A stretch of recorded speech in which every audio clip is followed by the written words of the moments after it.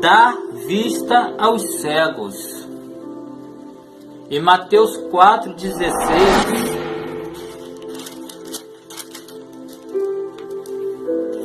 vai dizer o seguinte, Mateus 4,16: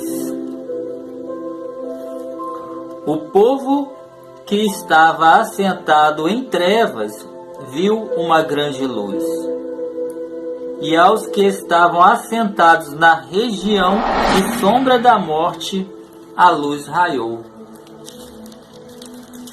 Esse texto ele fala exatamente da aparição de Jesus, do surgimento de Jesus ao povo de Israel. Então o povo que estava assentado em trevas viu uma grande luz. Então quando o Senhor fala dar vista aos cegos, Ele está falando dos cegos espirituais. Essa luz é o próprio Cristo. Todos aqueles que o encontram passam a enxergar.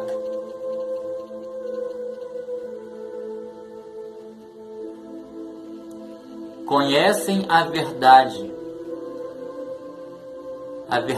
que liberta.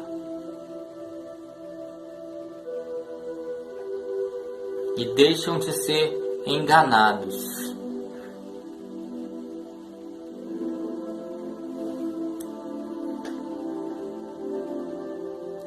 Pôr em liberdade os oprimidos. O Senhor veio para libertar os oprimidos do diabo.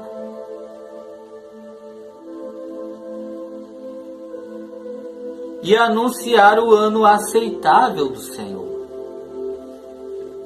Desde que Jesus veio, há mais de 2000 anos atrás, tem se anunciado o ano aceitável do Senhor. O tempo da graça, é o tempo do favor de Deus. E todos aqueles que a Ele se achegarem sinceramente serão salvos, serão perdoados. Não serão mais condenados.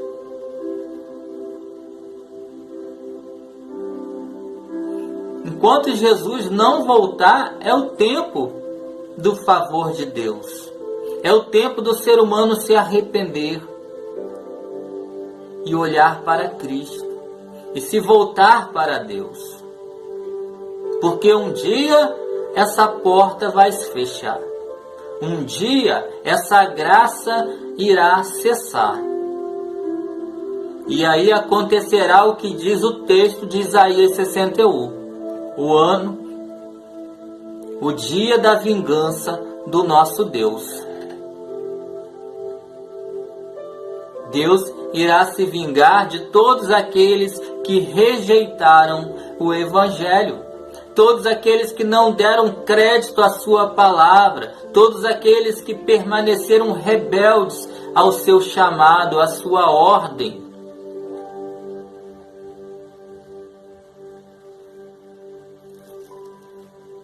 Então, sabendo o que significa Evangelho, boas notícias, as notícias daquilo que Cristo veio fazer pelo homem, da salvação,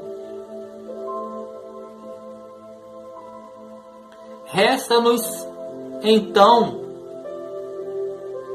saber o que é o Evangelho. E talvez a maior definição que eu encontro na Bíblia é o que Paulo diz em Romanos, capítulo 1, versículo 16. Romanos, capítulo 1, versículo 16. Porque eu não me envergonho do Evangelho, pois é o poder de Deus para todo aquele que crê, primeiro do judeu, também do grego. A palavra poder, no original do Namis, quer dizer dinamite. O Evangelho é a dinamite de Deus contra o pecado. O Evangelho, ele não tem poder, ele é o poder. Ele é um poder que desconhece impossíveis e ultrapassa qualquer obstáculo, qualquer barreira, seja ela geográfica, seja ela social, seja ela ideológica. Não há nada nem ninguém que possa resistir ao poder do Evangelho. O Evangelho que ultrapassa as fronteiras, que penetra em países fechados, como a China, como a Coreia do Norte, e transforma o coração do homem que crê. Esse é o Evangelho, é o poder de Deus para a salvação de todo aquele que crê.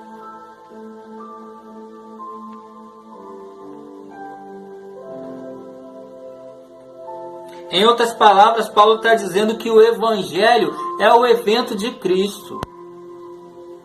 O Evangelho é Cristo crucificado.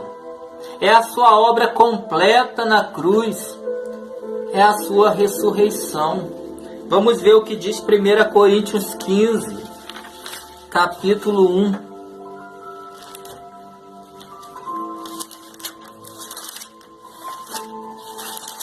1 Coríntios 15, versículo 1.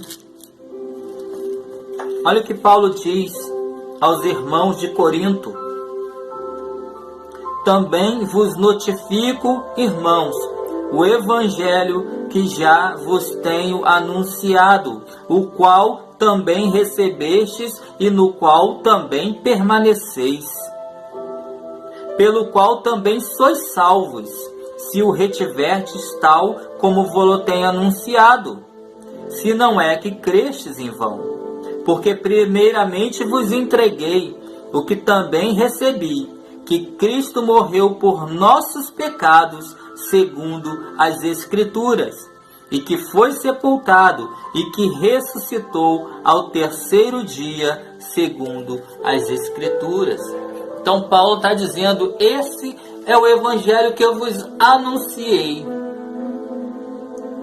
É o evangelho pelo qual vocês estão salvos, se é que vocês permanecem nele da maneira que eu vos anunciei.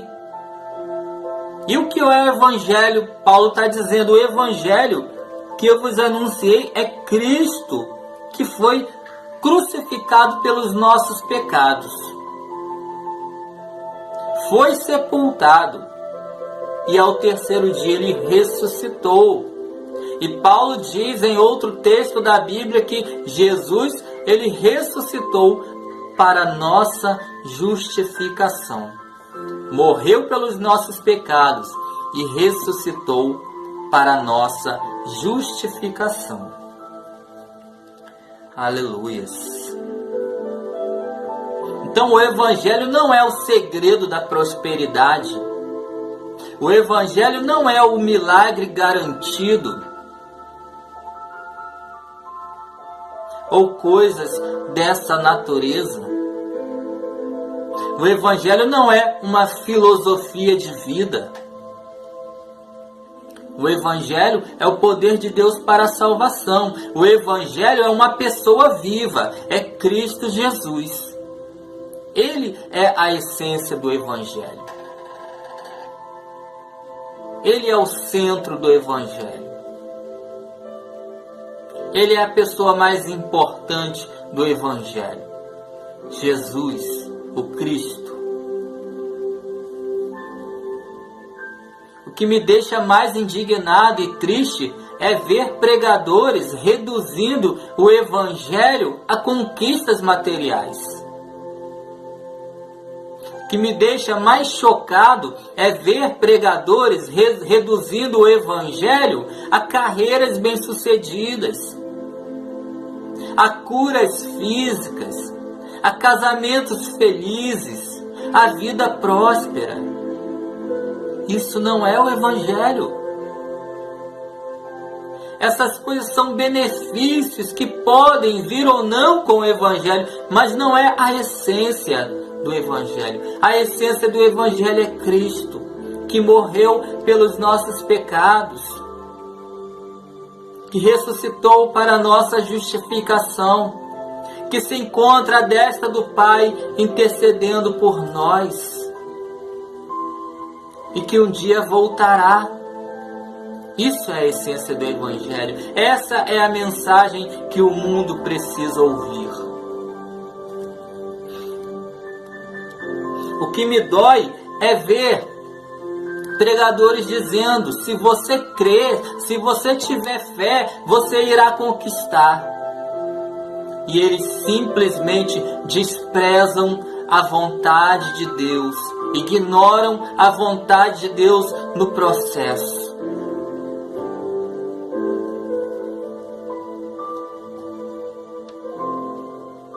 O que dizer para aqueles cristãos, então, que perderam tudo por causa da sua fé em Jesus? O que dizer sobre aqueles cristãos que foram abandonados, inclusive por seus familiares, porque decidiram seguir a Jesus, porque tomaram a decisão ao lado de Cristo?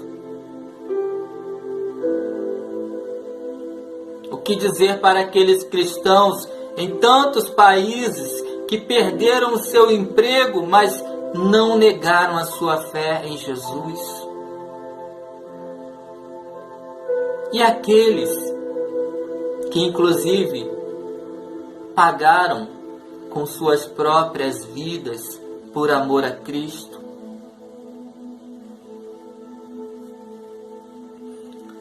A palavra de Deus diz lá em Atos 14, versículo 21.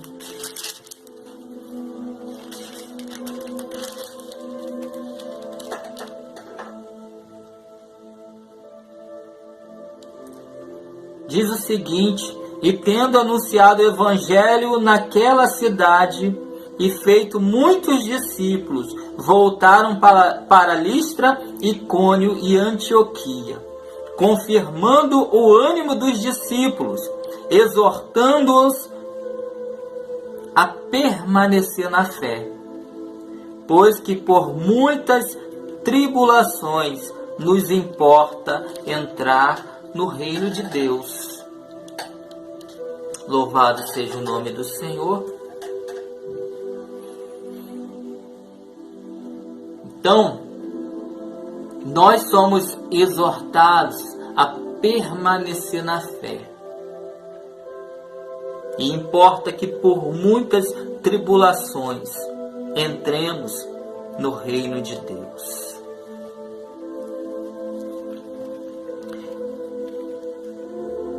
Então essa mensagem triunfalista